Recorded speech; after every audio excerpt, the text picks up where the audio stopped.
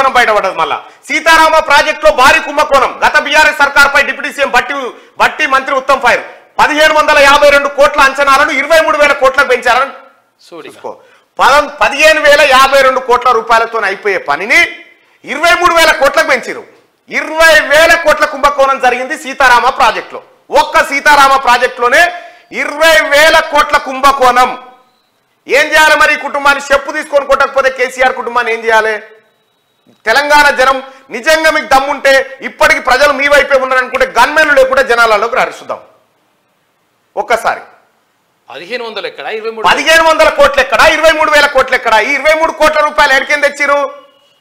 మీ మీద అప్పు చేసి తెచ్చిరు. మీ మీద అప్పు చేసి 1500 కోట్లు దానికి పెట్టి 20,000 కోట్లు ఇలా జేబులలో వేసుకుని తిన్నారు ఈ దొంగలు. ఇప్పుడు ఇది బయటపడ్డా చూడరు.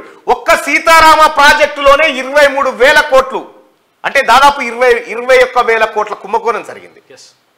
21,000 కోట్ల. 1,500 నీ అమ్మ ఇవ్వడనా? ఇప్పుడు బజార్కు టమాటాకు పోతాం, కిలో టమాటా కొంటే 10 రూపాయలు ఉంటుంది.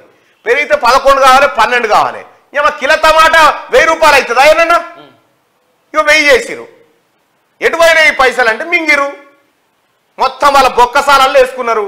ఇప్పుడు దొంగ మాటలు లంగ మాటలు మాట్లాడి రేవంత్ రెడ్డి అట్లా చేస్తుండు, కాంగ్రెస్ పార్టీ ఇట్లా చేస్తున్నాడు, ఇవన్నీ బయటపై మాటలే కేసీఆర్ కుటుంబానికి చెప్పేది.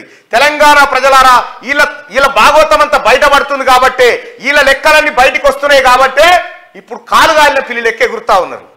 తట్టుకోలేకపోతే వీళ్ళ నెట్టి పరిస్థితిలో వదిలిపెట్టకూడదు. వీళ్ళ పాస్పోర్ట్లు సీజ్ చేయాలి, వీళ్ళ ఆస్తులు జప్తు చేయాలి. కేసీఆర్ కుటుంబానికి సంబంధించిన ఫస్ట్ ఫామ్ హౌస్ సీజ్ చేయాలి.